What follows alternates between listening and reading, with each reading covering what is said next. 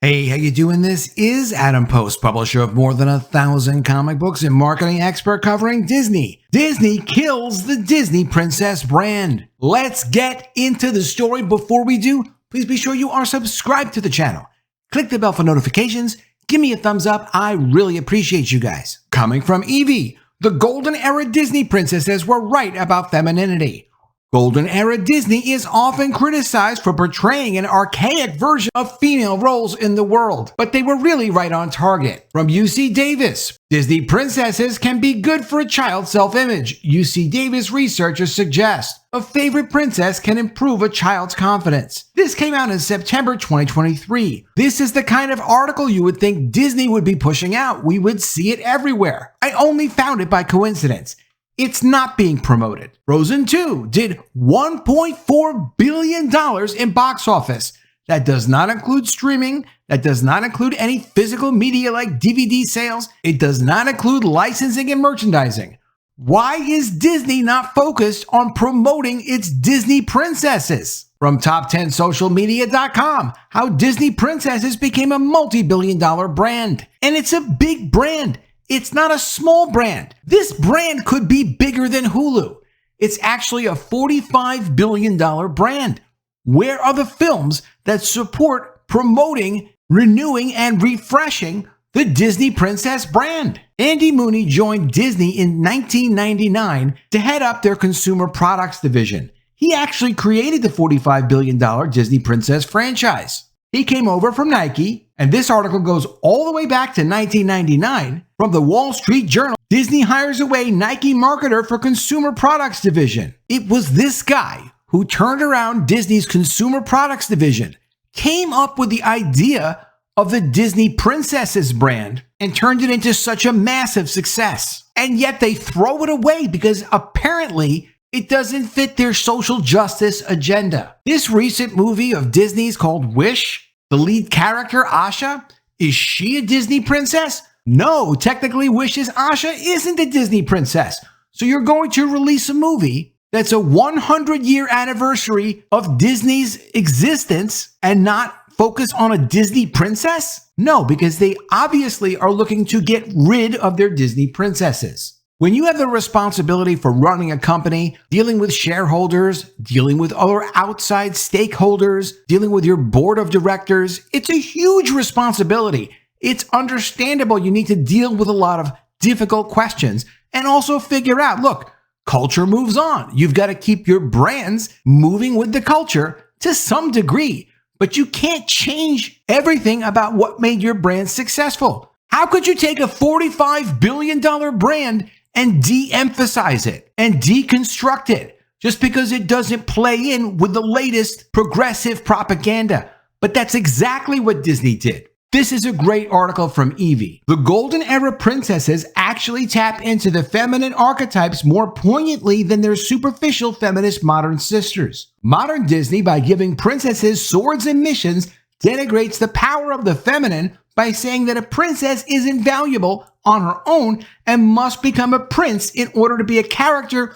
worthy to talk about. The modern feminist view of princesses is far more sexist than the golden era, which actually believed that the female story was worth telling and celebrating. And when we sometimes say the progressive agenda is wiping away the existence of females, this is what we mean. It's as if Disney is saying a Disney princess has no value, so we can't feature that in our movies anymore. Cinderella and the Power of Beauty. Cinderella, the princess often criticized for being a passive player in her own story, is often contrasted with characters like Elsa and Merida, who take an active role in their stories.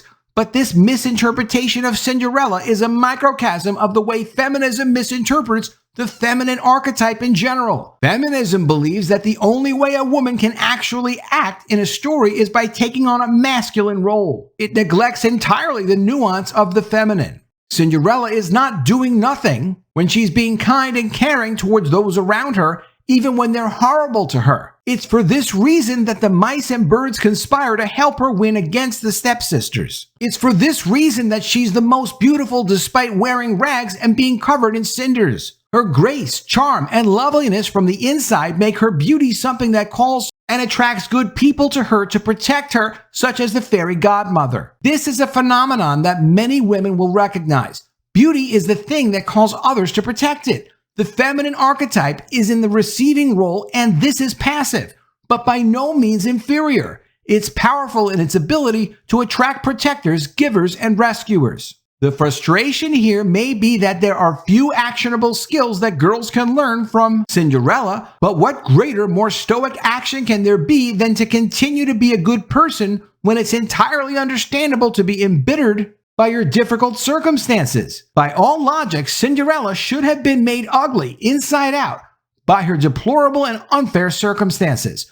Her ability to maintain her inner beauty is what should inspire girls. Ariel and the power of sacrifice and trust. Ariel is another princess who is often insulted and criticized ad nauseum for giving up her entire world and trading her voice to be a sea witch just for a guy. But this is a very immature view of Ariel and the gravity of the sacrifices she makes. Ariel embodies the concept of sacrifice. Making sacrifices is an important aspect of healthy relationships. A valid critique could be that Eric didn't necessarily have to make sacrifices for Ariel, but his side of the story was not shown because the story was focused on the Little Mermaid. Though he does join the fight against Ursula, Ariel gives up her whole world for a man she falls in love with in a way that women have done for millennia. In the past, women from a variety of cultures would have to leave their family home when they married their husband and go away into a new land. She must leave behind her old life in order to build a new one with her husband. You might argue that Ariel was more enamored with being on land than with Prince Eric, but the author would argue that she was enamored with both. She loved him and his world. Why should we vilify a woman who wants to be part of her beloved's world? It's such a natural desire. Ariel had a sense of adventure, but she also fell in love. Why is the second part insulted? Ariel also teaches us the feminine trait of trust. She trusts Eric and puts her life in his hands because she loves him.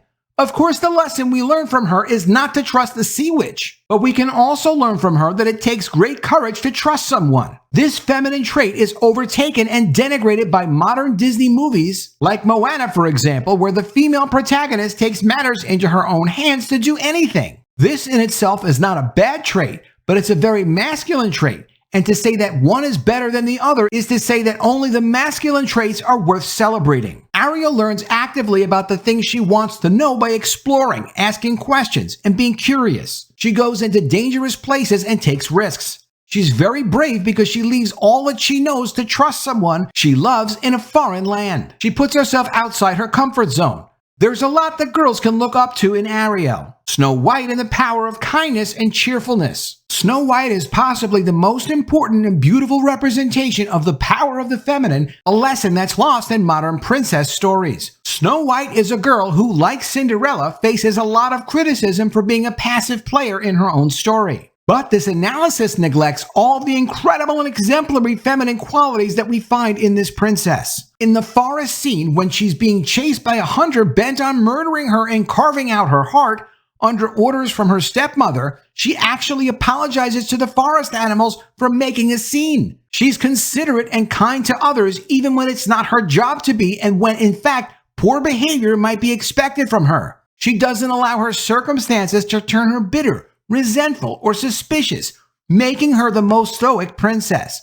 She finds loveliness and beauty in the world around her, even when she's in a very difficult situation. When we use the word princess in a derogatory way, we often say it to someone who wants everything to be just so for them. Yet Snow White faces not only discomfort, but also true tragedy and still finds a way to make the best of her situation. Her instinct on entering a dirty house is not to complain about the situation, but to do what she can do to clean it and make it beautiful. Her kindness and cheerfulness are what calls the whole world to conspire to help her, as it does for all of the Golden Era Disney princesses. Goodness begets more goodness, but you have to have faith and trust to be good even when you have reasons to not be good. That's the feminine. That has value in society, but no longer according to the current management of Disney. Some closing thoughts. Princesses like Snow White, Ariel, and Cinderella all show the wonderful qualities of patience, trust, kindness, and stoicism. They're beautiful from the inside out, and the whole world around them is made beautiful wherever they go. These stories celebrate femininity and focus on it as the central point of the story, and the author can think of no other stories that could be more feminist if that term were used appropriately. Femininity in modern princess stories is often denigrated and replaced with masculinity as though it were the only set of traits worth celebrating and focusing on in a story. Merida fights with her bow and arrows, Mulan becomes a soldier, and Moana goes on a voyage to fight a goddess. These are all admirable things on their own, but to say that they are better than the golden era princesses is to say that a woman embodying the feminine is somehow inferior. Kindness, goodness, and trust should be held on the same plane as fighting dragons and taking charge of voyages. The Disney princess brand, representing femininity,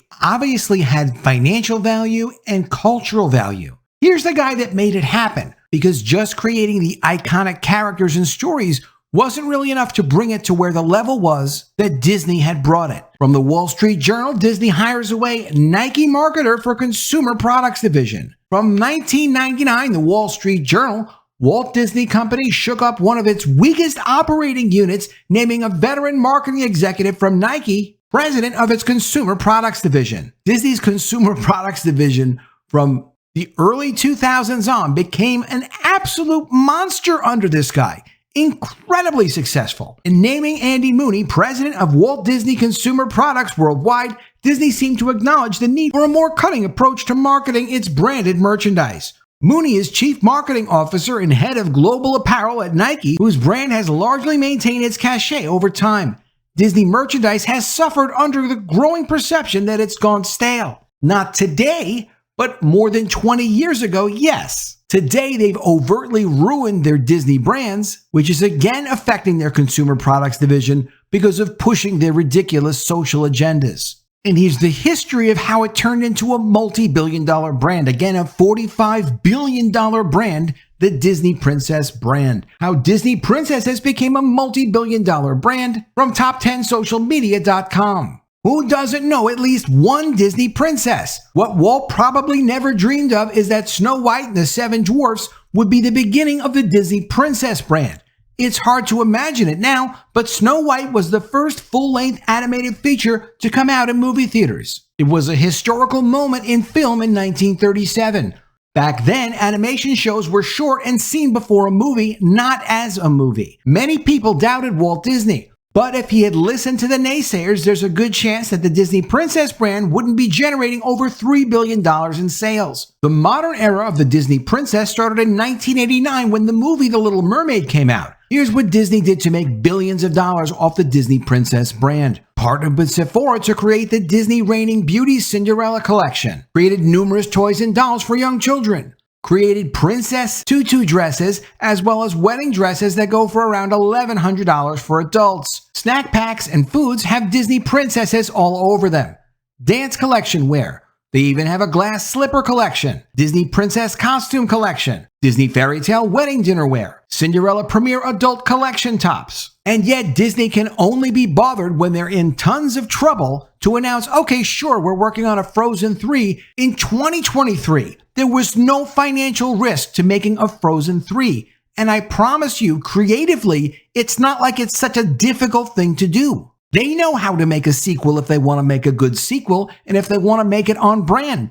What they don't want to do is have to deal with perpetuating healthy stereotypes of femininity promoted by the $45 billion Disney brand. If there was any doubt whatsoever that Disney was trying to sink their princess brand, the lack of a Frozen sequel after 4 years, and the absurdity that Asha featured in the movie Wish celebrating 100 years of the Walt Disney Studio should be answering all those questions. The management of Disney really needs to be replaced absolutely as soon as possible. Let me know what you think of all this in the comments below. Always love to see your ideas. Please be sure you are subscribed to the channel. Click the bell for notifications, give me a thumbs up, and I'll see you again soon with another video. And if I don't see you, I will miss you.